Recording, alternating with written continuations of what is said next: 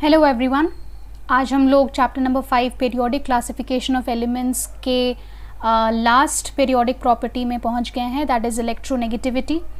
और ये last specified property है जो एनसीईआरटी में दिया हुआ है। तो इसके अलावा भी और भी बहुत सारे पीरियोडिक प्रॉपर्टीज़ होते हैं जो आप एक्स्ट्रा अलग से पढ़ सकते हैं, लेकिन ये अकॉर्डिंग टू द सिलेबस ये आपका लास्ट पीरियोडिक प्रॉपर्टी है। ठीक है, सबसे पहले जानते हैं what do we mean by electronegativity, what is the definition of electronegativity.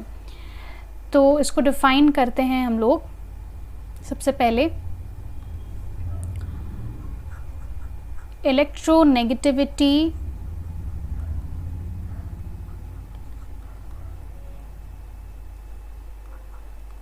Is the tendency of an atom of an element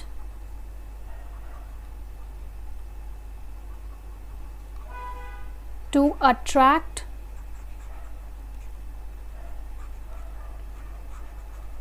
shared pair of electrons.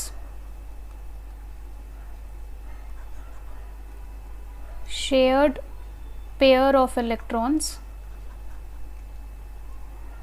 Shared pair of electrons in a covalent bond. Okay, so electronegativity एक ऐसा tendency है किसी भी atom का जो किसी element को belong करता होगा, जिसमें कि वो किसी शेयर्ड पेयर ऑफ इलेक्ट्रॉन्स को अपने तरफ अट्रैक्ट कर सकता है एक कोवैलेंट बॉन्ड में। ठीक है, तो सिंस हम लोगों ने अभी चैप्टर नंबर 4 नहीं पढ़ा है कार्बन एंड इट्स कंपाउंड्स, इसलिए हम लोग को shared pair of electrons, covalent bond का फॉर्मेशन, ये सब चीज़ें शायद हमें अभी समझ नहीं आएंगी क्योंकि हम लोगों ने चैप्टर 4 नहीं पढ़ा है। चैप्टर 4 में हम लोग कोवैलेंट बॉन्ड का फॉर्मेशन पढ़ते हैं और वहाँ पर इलेक्ट्रॉन्स कैसे शेयर होता है, किस तरीके से इलेक्ट्रॉन डॉट स्ट्रक्चर्स बनता है कोवैलेंट कंपाउंड्स का, ये सब हम लोग सीखते हैं चैप्टर 4 में। तो इसीलिए चैप्टर 4 के बाद चैप्टर 5 पढ़ने से ये इलेक्ट्रोनेगेटिविटी वाला टॉपिक समझ आ जाता है, लेकिन कोई बात नहीं, हम लोगों ने नहीं भी पढ़ा तो थोड़ा बहुत इंट्रोडक्शन हम आपको बता देंगे and then it will be easier for you to understand that what is electronegativity. जैसे suppose if I say that there is a molecule like, जैसे एक मॉलिक्यूल है HF, ठीक है, HF एक मॉलिक्यूल है एंड मैं बता दूं कि ये एक कोवैलेंट मॉलिक्यूल है। ओके, कोवैलेंट कंपाउंड है ये और उसका ये सबसे स्मॉलेस्ट पार्ट है, दैट इज़ अ मॉलिक्यूल, और इसका जो नाम होता है वो है hydrogen fluoride. Okay, hydrogen fluoride. अभी इस हाइड्रोजन फ्लोराइड में जब ये कंपाउंड बना है तो हाइड्रोजन ने अपना एक इलेक्ट्रॉन फ्लोरीन को दिया है और फ्लोरीन ने अपना एक इलेक्ट्रॉन हाइड्रोजन के साथ बॉन्ड में शेयर किया है। ठीक है, एंड शेयर करने के बाद यहाँ पर एक बॉन्ड बना है जो कि हाइड्रोजन और फ्लोरीन के एटम्स को आपस में जोड़कर रख रहा है। तो this is just like an example of a formation of a covalent bond जिसमें कि 2 इलेक्ट्रॉन की शेयरिंग हो रही है। ठीक है, 2 इलेक्ट्रॉन्स इसमें आपस में शेयर किए जा रहे हैं, right. So 2 electrons are shared in this bond. तो इन दोनों इलेक्ट्रॉन्स को, ये जो 2 इलेक्ट्रॉन्स मैंने यहाँ पर बनाया, इन दोनों इलेक्ट्रॉन्स को हम क्या कह सकते हैं, शेयर्ड पेयर ऑफ इलेक्ट्रॉन्स कह सकते हैं। We can call these two as the shared pair of electrons. ठीक है, क्योंकि इसको शेयर किया जा रहा है इस एटम के अंदर, इस एटम में इसको हम शेयर कर रहे हैं, राइट। सो इन दोनों इलेक्ट्रॉन्स को हम क्या कह सकते हैं, शेयर्ड पेयर ऑफ इलेक्ट्रॉन्स कह सकते हैं। अब ये जो शेयर्ड पेयर ऑफ इलेक्ट्रॉन्स हैं, इसी तरीके का कुछ आपको एक दूसरा अगर मैं मॉलिक्यूल दे दूं, हाइड्रोजन और हाइड्रोजन, जैसे H2 मॉलिक्यूल है। ठीक है, तो H2 मॉलिक्यूल जब हम लिखते हैं तो H2 मॉलिक्यूल में भी हाइड्रोजन का एक एटम अपना एक इलेक्ट्रॉन डोनेट करता है और दूसरा एटम भी अपना एक इलेक्ट्रॉन डोनेट करता है और वो आपस में म्यूचुअली इन दोनों इलेक्ट्रॉन्स को क्या करते हैं, शेयर करते हैं और बीच में इस तरीके से एक बॉन्ड बन जाता है। ठीक है, तो ये बॉन्ड में आप आपको दो इलेक्ट्रॉन्स दिख रहे हैं जो दोनों एटम्स आपस में कंट्रीब्यूट कर रहे हैं। अब ये इलेक्ट्रॉन सिमेट्रिकली प्रेजेंट होता है बॉन्ड में, मतलब किसी एक के तरफ वो टिल्टेड नहीं होता है इलेक्ट्रॉन का क्लाउड, वो एक ही जगह पर या सिमेट्रिकल आधा आधा बटा हुआ रहता है जब दोनों का इलेक्ट्रॉन अट्रैक्ट करने का टेंडेंसी बराबर हो। जैसे इन दोनों के केस में, जैसे हाइड्रोजन लिया है यहाँ पर दोनों जगह पर, तो दोनों हाइड्रोजन है, दोनों आइडेंटिकल हैं, ठीक है। So both are identical, this is also hydrogen, this is also hydrogen, ये दोनों हाइड्रोजन ही है, तो इसीलिए दोनों का इलेक्ट्रॉन अट्रैक्ट करने का जितना टेंडेंसी होना चाहिए वो बराबर है। इसलिए यहाँ पर जो इलेक्ट्रॉन है वो इक्वली डिस्ट्रीब्यूटेड है, दोनों तरफ सिमेट्रिकली डिस्ट्रीब्यूटेड है। अगर हम एक लाइन ऑफ सिमेट्री ड्रॉ करना चाहेंगे तो लाइन ऑफ सिमेट्री ड्रॉ करने से एक इलेक्ट्रॉन हाइड्रोजन के तरफ हो जाएगा और दूसरा इलेक्ट्रॉन दूसरे हाइड्रोजन के तरफ आ जाएगा। लेकिन अगर हम HF मॉलिक्यूल बनाते हैं, HF मॉलिक्यूल में ये जो इलेक्ट्रॉन है जो इस बॉन्ड में प्रेजेंट होता है, ये इलेक्ट्रॉन जो शेयर्ड पेयर ऑफ इलेक्ट्रॉन्स हैं वो फ्लोरीन के तरफ ज़्यादा शिफ्टेड होते हैं, it is more shifted towards fluorine. इस तरीके से ये जो दोनों बॉन्ड्स रहेंगे वो हाइड्रोजन के तरफ सिमेट्रिकली दोनों तरफ एक एक इलेक्ट्रॉन नहीं रहेगा, बॉन्ड तो बन जाएगा लेकिन ज़्यादा उसको कौन अपने तरफ खींच कर रखेगा, कौन उसको अपने तरफ अट्रैक्ट करके रखेगा, फ्लोरीन। तो यहाँ पर हाइड्रोजन का एटम है, यहाँ पर फ्लोरीन का एटम है। अगर मैं यहाँ बीचों बीच लाइन ऑफ सिमेट्री ड्रॉ करना चाहूँ तो लाइन ऑफ सिमेट्री ड्रॉ करने के बाद हाइड्रोजन के साइड पे आपको कोई इलेक्ट्रॉन नहीं दिखेगा, वो दोनों इलेक्ट्रॉन्स किसके तरफ चले जाते हैं, फ्लोरीन के तरफ अट्रैक्ट हो जाते हैं, ठीक है। और ये जो एक्स्ट्रा अट्रैक्शन शो करता है fluorine towards the shared pair of electrons, इसलिए यहाँ पर क्या कहा जाता है कि फ्लोरीन का जो इलेक्ट्रॉन अट्रैक्ट करने का टेंडेंसी है वो ज़्यादा है, ठीक है। सो यहाँ पर हाई अट्रैक्शन टुवर्ड्स इलेक्ट्रॉन्स, और हाइड्रोजन का जो है यहाँ पर हम लो अट्रैक्शन देख रहे हैं, लो अट्रैक्शन टुवर्ड्स इलेक्ट्रॉन्स, ओके। और इसीलिए फ्लोरीन के केस में सिंस ये हाई अट्रैक्शन शो करता है इलेक्ट्रॉन के तरफ, इसलिए फ्लोरीन को हम हाईली इलेक्ट्रोनेगेटिव बोल सकते हैं, ठीक है। It is highly electronegative in nature and that is why it is able to attract the shared pair of electrons in a covalent bond. अब सिमिलरली हम हाइड्रोजन के लिए क्या बोल सकते हैं, सिंस इसका लो अट्रैक्शन है, ज़्यादा अट्रैक्ट नहीं कर सकता है शेयर्ड पेयर ऑफ इलेक्ट्रॉन्स को अपने तरफ, इसलिए यहाँ पर हम क्या बोलेंगे, यहाँ हाईली इलेक्ट्रोनेगेटिव था, यहाँ पर हम कह सकते हैं वेरी लेस इलेक्ट्रोनेगेटिव, ठीक है, वेरी लेस इलेक्ट्रोनेगेटिव। तो इलेक्ट्रोनेगेटिव एक ऐसा प्रॉपर्टी है जो कि आपको ये बताता है कि कोई भी एलिमेंट जब कोवैलेंट बॉन्ड बना रहा है तो कोवैलेंट बॉन्ड को बनाने के लिए तुमको इलेक्ट्रॉन शेयर करवाना पड़ता है। तो इलेक्ट्रॉन शेयर सिर्फ एक इलेक्ट्रॉन के शेयर होने से नहीं होता है, जैसे दो एलिमेंट्स पार्टिसिपेट कर रहे हैं तो दोनों एक एक इलेक्ट्रॉन उस बॉन्ड में डोनेट करेंगे या उस बॉन्ड को बनाने में मदद करेंगे। कम से कम दो इलेक्ट्रॉन रहना चाहिए एक बॉन्ड के अंदर, तभी वो कोवैलेंट बॉन्ड बनेगा। अब ये जो दो इलेक्ट्रॉन्स हैं, ये दो इलेक्ट्रॉन्स कौन से एलिमेंट के तरफ शिफ्ट हो जाएंगे या कौन सा एलिमेंट इन दोनों इलेक्ट्रॉन को अपने तरफ खींच कर रखेगा, अट्रैक्ट करके रखेगा, ये उसके इलेक्ट्रोनेगेटिविटी के वैल्यू पे डिपेंड करता है। जैसे यहाँ पर आपको ऐसा कहीं पर शिफ्टेड नहीं दिख रहा है क्योंकि ये भी हाइड्रोजन है, ये भी हाइड्रोजन है, दोनों का इलेक्ट्रोनेगेटिविटी बराबर है। तो इलेक्ट्रोनेगेटिविटी बराबर होने से इलेक्ट्रॉन इक्वली दोनों तरफ सिमेट्रिकली डिस्ट्रीब्यूटेड होता है। एक इलेक्ट्रॉन एक हाइड्रोजन के पास दिखता है, दूसरा इलेक्ट्रॉन दूसरे हाइड्रोजन के पास दिखता है और बराबर तरीके से दोनों तरफ इक्वली डिस्ट्रीब्यूटेड होता है। लेकिन अगर हम कोई ऐसा मॉलिक्यूल ले लेंगे जहाँ पर दो एलिमेंट के जो एटम्स है जो दोनों कंबाइन कर रहे हैं, अगर ये दोनों एलिमेंट अलग अलग हैं और दोनों के इलेक्ट्रोनेगेटिविटी के वैल्यूज़ में डिफरेंस है, मतलब एक ज़्यादा इलेक्ट्रोनेगेटिव है तो दूसरा कम इलेक्ट्रोनेगेटिव है, तो जो ज़्यादा इलेक्ट्रोनेगेटिव वाला एलिमेंट होगा, जैसे इस केस में फ्लोरीन, सबसे ज़्यादा इलेक्ट्रोनेगेटिव है, तो वो जो फ्लोरीन एटम है वो इलेक्ट्रॉन्स को अपने तरफ खींच कर रखता है। उसी तरीके से हाइड्रोजन अपने तरफ इलेक्ट्रॉन्स को खींच नहीं पाता है। तो इसीलिए यहाँ पर हम कहेंगे कि fluorine is more electronegative, hydrogen is less electronegative. Okay, ठीक है। इसके बाद हम लोगों को समझना है इसी प्रॉपर्टी का ग्रुप एंड पीरियड ट्रेंड। तो जैसा यहाँ पर इलेक्ट्रॉन अट्रैक्शन से हम बात कर रहे हैं कि यहाँ पर एक्चुअली इलेक्ट्रोनेगेटिविटी का अगर बेसिक मतलब समझा जाए तो मतलब इलेक्ट्रॉन अट्रैक्ट करने का tendency. Shared pair of electron अगर उतना डिटेल्स में आप नहीं भी जाना चाहते हैं तो बेसिक मतलब यही है कि इलेक्ट्रोनेगेटिविटी मतलब इलेक्ट्रॉन अट्रैक्ट करने का एबिलिटी, कि कौन कितने अच्छे तरीके से इलेक्ट्रॉन अट्रैक्ट कर सकता है। ठीक है, तो इसका बेसिक क्या मतलब निकला, लेट अस अंडरस्टैंड दिस।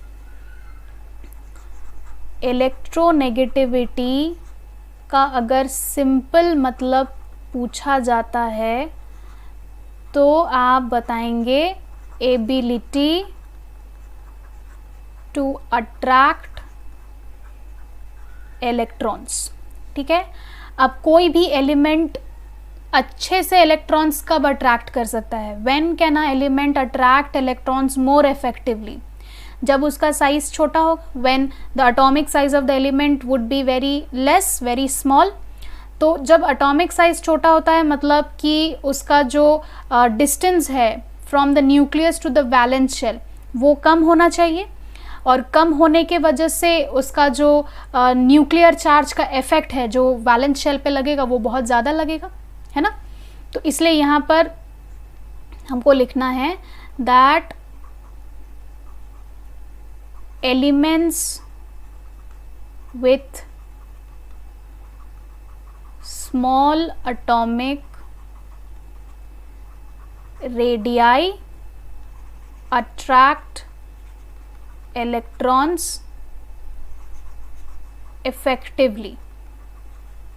ठीक है, छोटे एटॉमिक रेडियस वाले एलिमेंट्स अच्छे से इलेक्ट्रॉन्स अट्रैक्ट कर पाते हैं। क्यों अट्रैक्ट कर पाते हैं?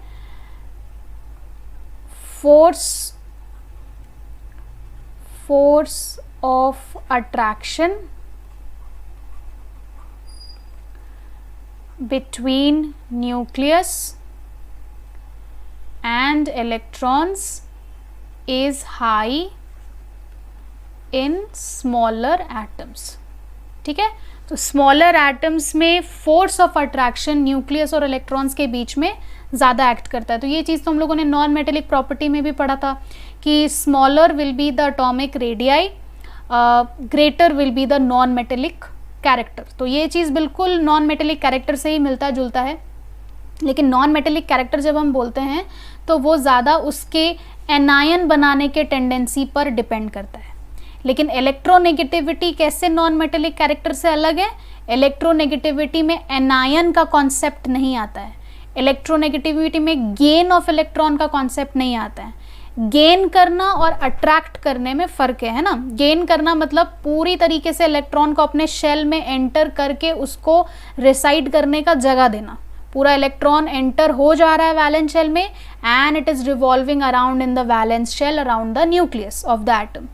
लेकिन अट्रैक्ट करना मतलब कि आप सिर्फ इलेक्ट्रॉन को अपने तरफ, जो एटम है वो सिर्फ अपने तरफ इलेक्ट्रॉन को खींच रहा है, पुल करके रख रहा है। लेकिन attraction does not mean gaining of electron. ठीक है, सो नॉन मेटेलिक कैरेक्टर में गेन ऑफ इलेक्ट्रॉन के ऊपर बात करते हैं हम, और इलेक्ट्रोनेगेटिविटी में अट्रैक्शन ऑफ इलेक्ट्रॉन पे बात करते हैं। लेकिन दोनों ही चीज़ एटॉमिक रेडियस से जुड़ा हुआ है। एटॉमिक रेडियस छोटा होने पर इलेक्ट्रॉन अट्रैक्ट करना भी इजी है और इलेक्ट्रॉन को गेन करना भी इजी है।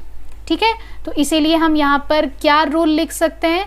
हम लोग यहाँ पर लिख सकते हैं that electronegativity is inversely proportional to atomic size, और you may write this as atomic radius. ठीक है, तो एटॉमिक रेडियस जितना छोटा होगा इलेक्ट्रोनेगेटिविटी उतना ज़्यादा होगा। एटॉमिक रेडियस जितना ज़्यादा होगा इलेक्ट्रोनेगेटिविटी उतना ही कम होगा। ठीक है, सो आई होप इसमें समझाने जैसा कुछ नहीं है, ये बिल्कुल नॉन मेटेलिक कैरेक्टर जैसा ही है। तो अगर आपको लास्ट क्लास में नॉन मेटेलिक कैरेक्टर समझ आ गया था तो फिर इलेक्ट्रोनेगेटिविटी समझने में प्रॉब्लम नहीं होनी चाहिए। ठीक है, अभी इसके बाद ये वाला रूल ज़रूर से याद रखिएगा कि कैसे इलेक्ट्रोनेगेटिविटी एटॉमिक रेडियस के साथ वैरी करता है।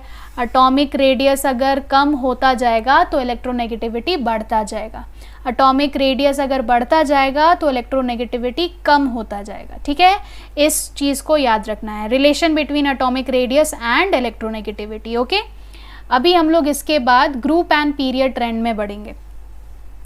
So number 5A, that is group trend of electronegativity. ठीक है, so group trend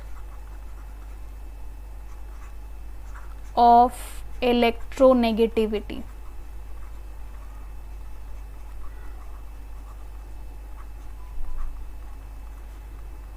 अभी इसमें सबसे पहले ग्रुप में एटॉमिक रेडियस कैसे वैरी करता है। ग्रुप में जैसे जैसे हम नीचे बढ़ते हैं एटॉमिक रेडियस क्या होता है, एटॉमिक रेडियस हमारा इंक्रीज होता जाता है क्योंकि नंबर ऑफ शेल्स इंक्रीज होते जाते हैं। ठीक है, सो यहाँ हम लिखेंगे that since atomic radius increases while moving down the group,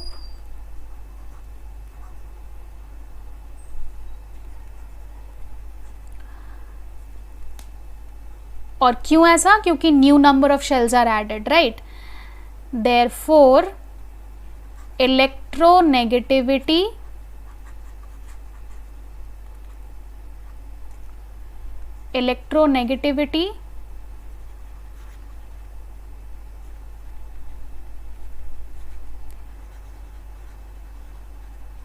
decreases down the group।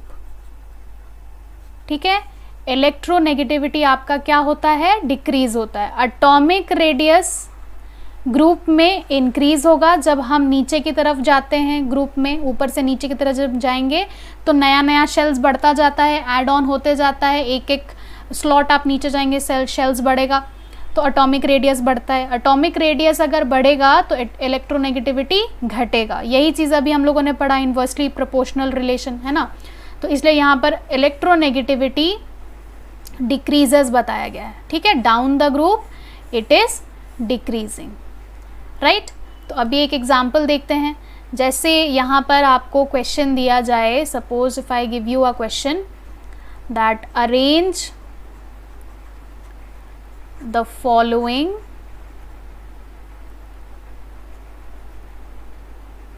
According to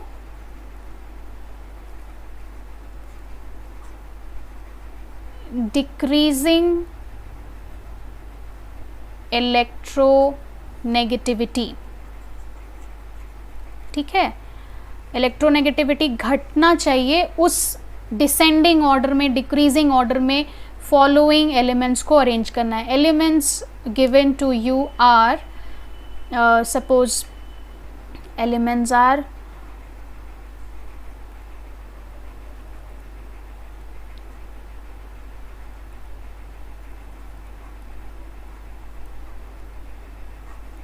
ठीक है, दीज 5 एलिमेंट्स आर देयर। आपको सबसे पहले तो यही आइडेंटिफाई करना पड़ेगा whether it belongs to the same group और it belongs to the same period. तो सबसे पहले तो आपको यही दिखेगा कि it belongs to the same group, because we know that all these are halogens. तो ये सब सेम ग्रुप को बिलोंग करते हैं। नहीं अगर आपको पता है हैलोजेंस के बारे में तो सबका जितना भी आप एटॉमिक नंबर जानते हैं, जितना जैसे कि फ्लोरीन का पता होगा एटॉमिक नंबर एंड क्लोरीन का पता होगा, इलेक्ट्रॉनिक कॉन्फ़िगरेशन लिख कर देखिएगा। अगर आपका number of valence electrons match करता है that means it belongs to the same group. अगर नंबर ऑफ शेल्स मैच करता है that means it belongs to the same period. Okay, तो ये ट्रिक मैंने पहले ही आपको बताई है, तो I am not going to repeat it again. तो सबसे पहले इसको इंक्रीजिंग एटॉमिक नंबर के हिसाब से अरेंज कर लेते हैं। तो सबसे पहले हम लोगों का फ्लोरीन आता है, उसके बाद फिर हम लोग क्लोरीन लिखते हैं, देन ब्रोमीन लिखते हैं, देन आयोडीन लिखते हैं एंड लास्ट में एस्टेटिन लिखते हैं। ठीक है, अब इन पांचों एलिमेंट्स में से जो भी 5 एलिमेंट्स हैं, इनको हम लोग को डिक्रीजिंग इलेक्ट्रोनेगेटिविटी के हिसाब से अरेंज करना है। तो सबसे पहले तो अगर देखेंगे कि सबसे कम अगर किसी का यहाँ पर इलेक्ट्रोनेगेटिविटी है, वो उसका होगा जिसका साइज सबसे ज़्यादा होगा। तो यहाँ पर डाउन द ग्रुप हम जाएंगे तो एटॉमिक रेडियस क्या होता है, बढ़ता है, राइट। एटॉमिक रेडियाई इंक्रीजेस, क्योंकि नए number of shells add on होंगे तो एटॉमिक रेडियस इंक्रीज होगा। अभी वही डाउन द ग्रुप जाएंगे, एटॉमिक रेडियस बढ़ रहा है तो इलेक्ट्रोनेगेटिविटी क्या होगा, इलेक्ट्रोनेगेटिविटी आपका डिक्रीज हो जाएगा, है ना, क्योंकि एटॉमिक रेडियस के बढ़ने से इलेक्ट्रोनेगेटिविटी घटने लगता है। तो डिक्रीजिंग ऑर्डर आपका यही होना चाहिए, क्योंकि जैसे जैसे नीचे जा रहे हैं एटॉमिक रेडियस घट रहा है और डिक्रीजिंग ऑर्डर में ही आपको सेट करना है। तो इसलिए सबसे पहले हमको फ्लोरीन लिखना होगा। फ्लोरीन का सबसे ज़्यादा electronegativity, followed by chlorine, followed by bromine, followed by iodine, and the least electronegativity is of एस्टेटिन। ठीक है, तो ये आपका डिक्रीजिंग ऑर्डर होना चाहिए, राइट। चलिए, ये तो आपका ग्रुप ट्रेंड हो गया। इसके बाद अब हम लोग को जानना है पीरियड ट्रेंड। ठीक है, okay, let us now read about period trend. So period trend में भी वैसा ही है, एटॉमिक रेडियस के साथ ही हम लोग उसको लिंक करेंगे। और आपको याद रखना है कि पीरियड में किस तरीके से एटॉमिक साइज वैरी करता है। I hope you remember that from your previous classes.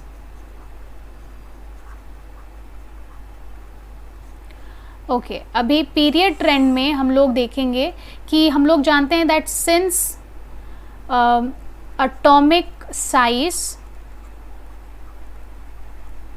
decreases while moving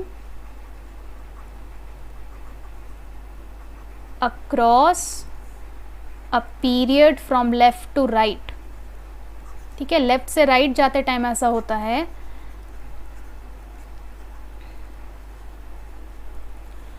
Therefore electronegativity क्या होगा, इलेक्ट्रोनेगेटिविटी इंक्रीजेस, क्योंकि एटॉमिक रेडियस का बिल्कुल ऑपोजिट, कॉन्ट्ररी ऑपोजिट इसका ट्रेंड चलता है। ठीक है, इंक्रीजेस अक्रॉस अ पीरियड। ठीक है, और ये आपको कहाँ तक अप्लाई करना है, सेकेंड लास्ट एलिमेंट तक अप्लाई करना है। जैसे मैंने बताया था, नोबल गैसेस को इंक्लूड नहीं करेंगे इसमें। ठीक है, सो दैट इज़ वाई यहाँ पर जैसा आप देख सकते हैं कि एटॉमिक साइज यहाँ अगर डिक्रीज होता हुआ दिखता है पीरियड में, जब हम लेफ्ट से राइट की तरफ जाते हैं तो इलेक्ट्रोनेगेटिविटी उसका ऑपोजिट जैसा एक्ट होगा, उसका बिल्कुल ट्रेंड आपको ऑपोजिट दिखेगा। तो इसलिए इलेक्ट्रोनेगेटिविटी आपको इंक्रीज होता हुआ दिखता है पीरियड में। तो चलिए एक क्वेश्चन से इसको समझते हैं। जैसे एक क्वेश्चन है यहाँ पर, आपको यहाँ इसको अरेंज करना है इंक्रीजिंग ऑर्डर ऑफ इलेक्ट्रोनेगेटिविटी। ठीक है, इंक्रीजिंग ऑर्डर में सेट करना है और प्रॉपर्टी आपको दी गई है इलेक्ट्रोनेगेटिविटी।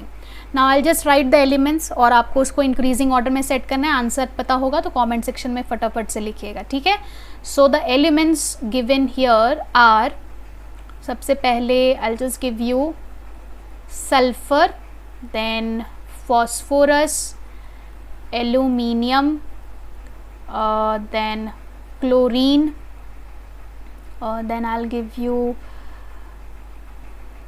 silicon and magnesium।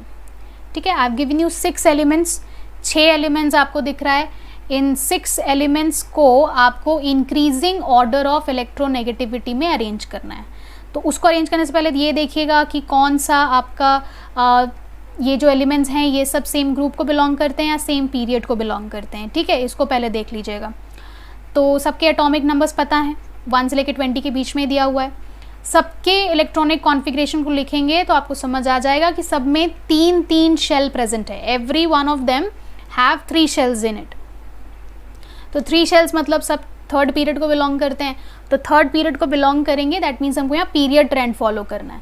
सबसे पहले तो इंक्रीजिंग एटॉमिक नंबर के हिसाब से अरेंज कर लेते हैं, है ना। तो सबसे पहले इन सारे एलिमेंट्स में से कौन आएगा, सबसे पहले हमको यहाँ पर लिखना पड़ेगा एल्यूमिनियम को। इसके बाद कौन आता है, इसके बाद आता है सिलिकॉन, उसके बाद आता है फॉस्फोरस, फिर आता है सल्फर। अच्छा, मैग्नीशियम भी है ना, मैग्नीशियम भी दिया मैंने, तो एल्यूमिनियम के पहले मुझे मैग्नीशियम लिखना पड़ेगा। तो MgAlSi, phosphorus, then sulphur and finally chlorine. ठीक है, तो ये 6 एलिमेंट्स को इंक्रीजिंग एटॉमिक नंबर के हिसाब से सेट कर दिया। अभी यहाँ पर देखना है कि एटॉमिक साइज कैसे वैरी करता है। अब ये आपका एक पीरियड में इस तरीके से हॉरिजॉन्टली प्लेस्ड है पीरियोडिक टेबल में।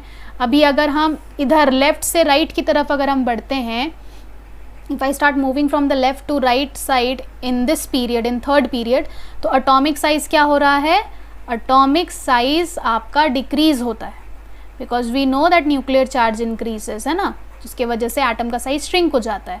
तो atomic size decreases while moving from left to right in a period। अब atomic size decrease होने से electronegativity क्या होगा, उसका opposite होगा, मतलब बढ़ जाएगा। तो इसीलिए इससे क्या पता चला, electronegativity यहाँ पर इंक्रीज होगा, है ना, जब लेफ्ट से राइट की तरफ जाएंगे। और इंक्रीजिंग ऑर्डर में ही सेट करना था। ऑर्डर कैसा है, इंक्रीजिंग ऑर्डर है, और इंक्रीजिंग ऑर्डर आपका लेफ्ट से राइट की तरफ जा रहा है। तो इसलिए सबसे कम इलेक्ट्रोनेगेटिविटी किसका, मैग्नीशियम का। उससे ज़्यादा किसका है, एल्यूमिनियम का। उससे ज़्यादा किसका है, सिलिकॉन। उससे ज़्यादा कौन है, फॉस्फोरस। उससे ज़्यादा कौन है, सल्फर। और सबसे ज़्यादा इस थर्ड पीरियड में किसका इलेक्ट्रोनेगेटिविटी है, क्लोरीन का। ठीक है, so I hope electronegativity is also clear to you, and please do not get it confused with non-metallic character. Non-metallic character is electron gaining property.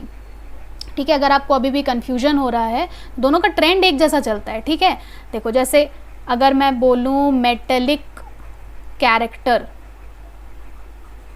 ठीक है, इसका मतलब होता है electron losing property। ठीक है, and this is directly proportional to atomic size। ठीक है, थोड़ा रिवीजन करा दे रहे हैं फिर से हम, जो हम लोग पढ़ चुके हैं इतने दिन से। और नॉन मेटेलिक प्रॉपर्टी या नॉन मेटेलिक कैरेक्टर अगर हम बोलेंगे तो इसका मतलब होता है electron gaining property. Electron gaining property मतलब जिससे एनायन बनता है। इलेक्ट्रॉन लूज करने से क्या बनेगा, कैटायन बनाने का प्रोसेस वो है ना, कैटायन बनाने के लिए इलेक्ट्रॉन लूज करना पड़ता है। और इलेक्ट्रॉन गेन करने से क्या बनता है, इलेक्ट्रॉन गेन करने से एनायन बनता है, राइट। और ये आपका इन्वर्सली प्रोपोर्शनल होता है एटॉमिक साइज से। ठीक है, एटॉमिक साइज का ऑपोजिट चलता है ये।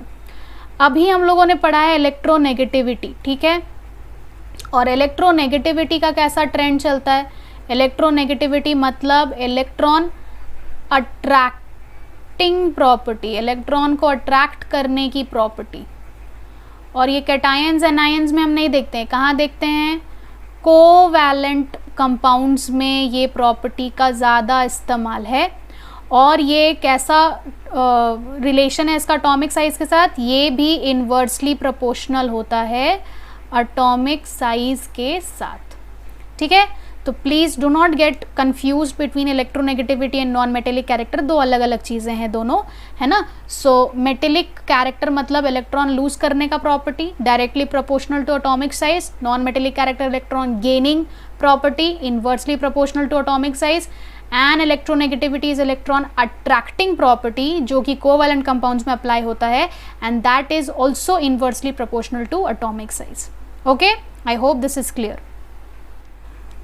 नेक्स्ट टॉपिक है questions based on nature of oxides. Nature of oxides एक तरीके से पूरी तरीके से एनसीईआरटी में नहीं दिया हुआ है, बस कुछ लाइंस मेंशन्ड है, लेकिन उससे रिलेटेड क्वेश्चंस ज़रूर पूछे जा सकते हैं, क्योंकि हम लोगों ने metallic and non metallic character पढ़ा है और nature of oxides metallic and non metallic character से जुड़ा हुआ है। कैसे जुड़ा हुआ है, क्योंकि हम इन जनरल जानते हैं कि मेटेलिक ऑक्साइड्स ज़्यादातर बेसिक ऑक्साइड्स होते हैं एंड नॉन मेटेलिक ऑक्साइड्स ज़्यादातर एसिडिक ऑक्साइड्स होते हैं। ये हम लोगों ने मेटल्स नॉन मेटल्स चैप्टर में भी पढ़ा है, एसिड बेसिस एंड सॉल्ट्स में भी पढ़ा है, ठीक है। लेकिन कुछ एक्सेप्शंस भी हैं जो कि आपको पहले बताया गया है। एम्फोटेरिक ऑक्साइड्स, कुछ मेटेलिक ऑक्साइड्स एम्फोटेरिक भी होते हैं जो बेसिक एसिडिक प्रॉपर्टी दोनों शो करते हैं, जैसे Al2O3, ZnO, PbO, ये सब हर तरीके के प्रॉपर्टी शो करते हैं, मतलब एसिडिक बिहेवियर भी शो करते हैं, बेसिक बिहेवियर भी शो करते हैं। उसी तरीके से न्यूट्रल ऑक्साइड भी हैं, कुछ नॉन मेटेलिक ऑक्साइड्स न्यूट्रल भी होते हैं, जैसे CONO, है ना। तो ये सब एक्सेप्शंस के बारे में हम लोगों ने पहले ही डिस्कस किया है। लेकिन यहाँ पर आपको नेचर ऑफ ऑक्साइड्स में बस इतना समझना है कि अगर किसी एलिमेंट का मेटेलिक कैरेक्टर ज़्यादा है तो उसके ऑक्साइड का बेसिक कैरेक्टर भी ज़्यादा होगा, ठीक है। जितना ज़्यादा मेटेलिक कैरेक्टर, जितना अच्छा मेटेलिक ऑक्साइड, उतना ज़्यादा बेसिक ऑक्साइड वो बनेगा, ठीक है। और जितना ज़्यादा नॉन मेटेलिक कैरेक्टर होगा एलिमेंट में, उतना ही ज़्यादा उसका एसिडिक कैरेक्टर भी होता है। ज़्यादा बेसिक ऑक्साइड बनना या ज़्यादा एसिडिक ऑक्साइड बनने का मतलब क्या होता है? मोर बेसिक कैरेक्टर इन ऑक्साइड, मतलब वैसा ऑक्साइड अगर पानी में डिज़ोल्व होता है तो वो स्ट्रॉन्गर बेस जनरेट करेगा। जैसे अगर हम कंपेयर करते हैं, K2O कंपेयर कर रहे हैं विथ सपोज SO2, ठीक है। ये अगर हम कंपेयर करें इन दोनों को, मान लो S के जगह पे if I right here another element, जैसे K के जगह पे अगर हम यहाँ लिख देते हैं सोडियम, मान लो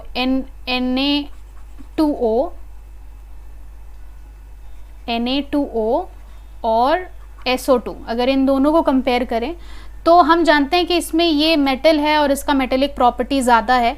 तो मेटेलिक प्रॉपर्टी अगर इसका ज़्यादा है, दैट मीन्स इसका बेसिक कैरेक्टर इसके ऑक्साइड का ज़्यादा होगा। दैट मीन्स Na2O को जब हम पानी में डिज़ोल्व करेंगे तो it will be producing a much stronger base, okay.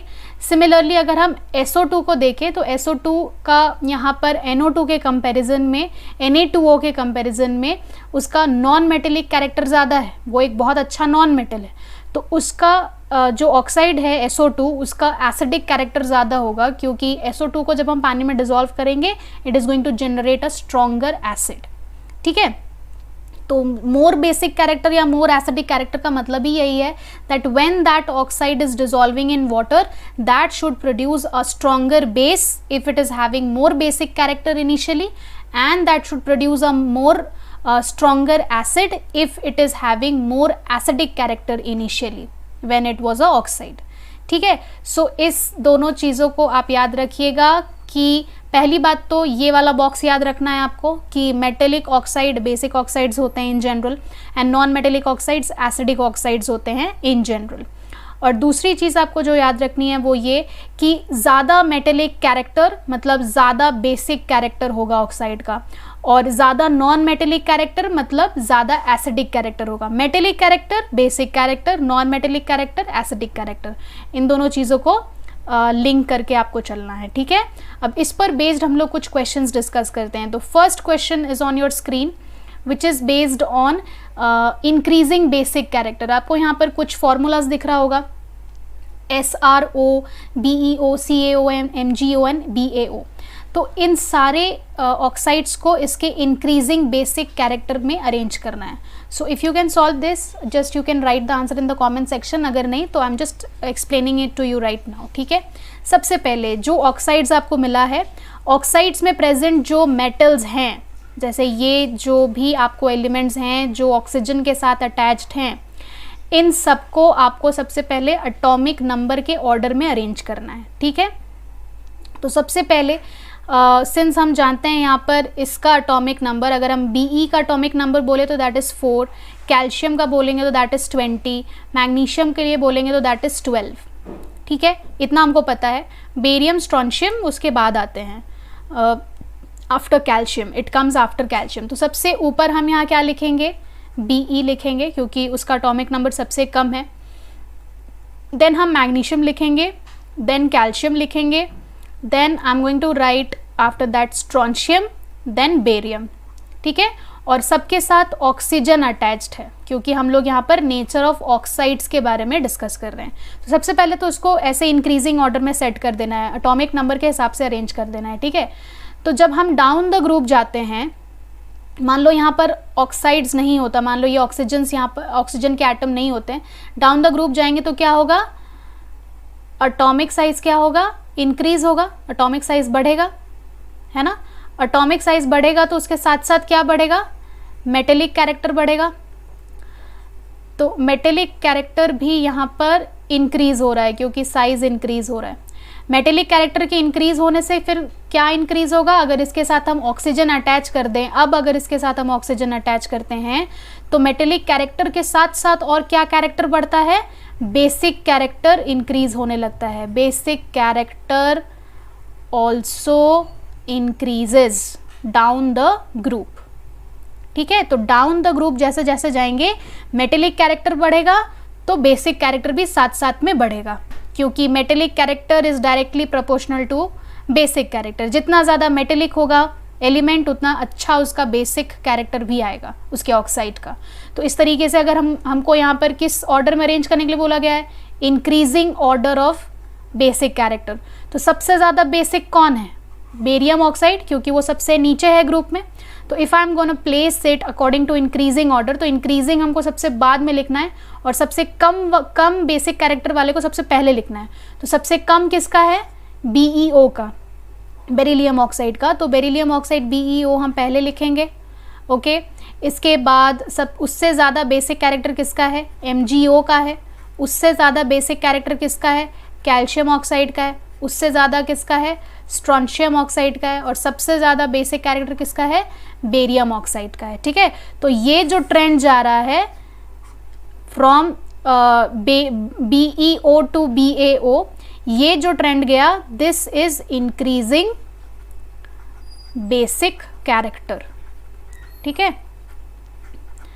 तो ये वाला जो मैंने एग्जाम्पल आपको यहाँ पर दिया है, this was belonging to the second group, और यहाँ पर हम लोगों ने ग्रुप ट्रेंड फॉलो किया है ना। तो सेकेंड ग्रुप के अलावा यहाँ पर फर्स्ट ग्रुप के ऑक्साइड्स हो सकते थे, 13th ग्रुप के ऑक्साइड्स हो सकते थे, 17th ग्रुप के ऑक्साइड्स हो सकते, मतलब किसी भी ग्रुप का ऑक्साइड्स दिया हुआ रहेगा। और ग्रुप ट्रेंड या पीरियड ट्रेंड आप देख लीजिएगा अकॉर्डिंगली कि ग्रुप ट्रेंड फॉलो करना है, पीरियड ट्रेंड फॉलो करना है। But I hope you understand कि आपको उसको मेटेलिक कैरेक्टर से लिंक करना है। Metallic character is again related to atomic size. तो मतलब डायरेक्टली हो या इनडायरेक्टली हो, आपको एटॉमिक साइज को तो याद रखना ही है, उसके वेरिएशन को याद रखना है। एटॉमिक साइज से ही फिर मेटेलिक कैरेक्टर जुड़ा हुआ है और मेटेलिक कैरेक्टर से फिर बेसिक कैरेक्टर जुड़ा हुआ है, ठीक है। अब एक एसिडिक कैरेक्टर से क्वेश्चन करते हैं। जैसे अब आपको स्क्रीन पर दिख रहा होगा, क्वेश्चन आपको दिख रहा है कि अब इन सबको इंक्रीजिंग एसिडिक कैरेक्टर के हिसाब से अरेंज करना है। ऑक्साइड्स दिया हुआ है Na2O, Al2O3, SO2, P2O5, SiO2, ठीक है। सबसे पहले क्या करते हैं, आंसर अगर आपको आता है तो आप कमेंट सेक्शन में लिखिएगा, नहीं आता है या समझ नहीं आया तो फिर आप स्क्रीन पर देखिए, ठीक है। सबसे पहले यहाँ एलिमेंट्स पहचानेंगे कि किस एलिमेंट का ये ऑक्साइड दिया हुआ है, ठीक है। तो ऑक्सीजन को इग्नोर करके जो दूसरा वाला सिंबल है उसको देखेंगे। यहाँ पर ऑक्सीजन के साथ Na है, तो यहाँ Na एलिमेंट हो गया। Na का एटॉमिक नंबर 11, चलो लिख लेते हैं। एल्यूमिनियम है, एल्यूमिनियम का ऑक्साइड, एल्यूमिनियम का 13 एटॉमिक नंबर लिख लेते हैं। सल्फर के लिए हम लोग S लिख लेते हैं, S इज 16। फॉस्फोरस के लिए P लिख लेते हैं, P का एटॉमिक नंबर 15। एंड सिलिकन के लिए हम लोग एटॉमिक नंबर लिख लेते हैं 14, ठीक है। अब अगर सबका इलेक्ट्रॉनिक कॉन्फ़िगरेशन आप लिखेंगे तो सब में 3-3 शेल आएगा। 3-3 शेल आने का मतलब क्या है, that it is belonging to third period. मतलब हमको कौन सा ट्रेंड फॉलो करना है, पीरियड ट्रेंड फॉलो करना है। पीरियड ट्रेंड फॉलो अगर हम करेंगे तो सबसे कम एटॉमिक नंबर वाला कौन सा एलिमेंट यहाँ पर है, एल्यूमिनियम। तो let us right first aluminium, उसके बाद कौन है 14th नंबर पे सिलिकन, फिर 15th नंबर पे फॉस्फोरस, 16th नंबर पे सल्फर। अच्छा यहाँ सोडियम भी था, तो सोडियम भी हमें यहाँ पहले लिखना पड़ेगा। 1 second, I did not notice sodium भी है। तो सोडियम सबसे पहले, एल्यूमिनियम उसके बाद में, देन सिलिकन उसके बाद में, देन फॉस्फोरस उसके बाद में, एंड सल्फर सबसे लास्ट, ठीक है। तो ये हमारा इंक्रीजिंग ऑर्डर हो गया। अब ये एक थर्ड पीरियड को बिलोंग कर रहा है। अगर ये थर्ड पीरियड को बिलोंग करेगा इस तरीके से, और हम अगर लेफ्ट से राइट की तरफ इस तरीके से बढ़ रहे हैं तो एटॉमिक साइज क्या होता है, एटॉमिक साइज हमारा डिक्रीज होता है till the second last element. We know noble gases नहीं इंक्लूड करना, तो एटॉमिक साइज डिक्रीज हो रहा है। एटॉमिक साइज के डिक्रीज होने से फिर फर्दर क्या इंक्रीज होगा, what is going to increase, non metallic character increase होता है ना, नॉन मेटेलिक कैरेक्टर इंक्रीज होता है। आज ही कल ही पढ़ा था हम लोगों ने, है ना। तो नॉन मेटेलिक कैरेक्टर इंक्रीज होता है क्योंकि एटॉमिक साइज डिक्रीज होता है। इससे फिर क्या इंक्रीज होगा, एसिडिक कैरेक्टर इंक्रीज होगा। ठीक है, I hope you are understanding कि कहाँ पर डायरेक्टली प्रोपोर्शनल है, कहाँ पर इन्वर्सली प्रोपोर्शनल है। नॉन मेटेलिक कैरेक्टर बढ़ेगा मतलब एसिडिक कैरेक्टर बढ़ेगा, और नॉन मेटेलिक कैरेक्टर तभी बढ़ेगा जब एटॉमिक साइज घटेगा। ठीक है, अब यहाँ पर अगर मैं यहाँ फॉर्मूला लगा दूँ तो इस तरीके से ये आपका इंक्रीजिंग ऑर्डर सेट हो जाता है। ठीक है, तो सब Na2O का सबसे कम एसिडिक कैरेक्टर, उससे ज़्यादा किसका है, Al2O3 का एसिडिक कैरेक्टर है, उससे ज़्यादा किसका है, SiO2 का एसिडिक कैरेक्टर, उससे ज़्यादा किसका है, P2O5 का एसिडिक कैरेक्टर। ठीक है, और सबसे ज़्यादा इस ग्रुप में किसका एसिडिक कैरेक्टर इस एग्जाम्पल में है, SO2 का। SO2 का यहाँ पर सबसे ज़्यादा एसिडिक कैरेक्टर है उसके ऑक्साइड का। ठीक है, so if you have got this answer in the comment section then your answer is absolutely correct. तो इस तरीके के क्वेश्चंस भी पूछे जा सकते हैं based upon acidic and basic character, and that could be a group trend, that could be a period trend, depends on the question. ठीक है, तो यहाँ तक आपका थ्योरेटिकली चैप्टर कंप्लीट हो जाता है। From next week onwards we are going to revise chapter number 1, 2 and 3. This was the last class based on the periodic classification of elements. ठीक है, हम लोगों ने थ्योरी के हिसाब से, NCERT बुक के हिसाब से जितने भी पीरियोडिक प्रॉपर्टीज़ थे वो हम लोगों ने कंप्लीट कर लिया है। नेक्स्ट वीक से हम लोग शुरू करेंगे revision of chapter 1, 2 and 3. Okay, so thank you everyone for attending today's class. We'll meet next week, and next week we are going to start with revision of first 3 chapters. Okay, thank you.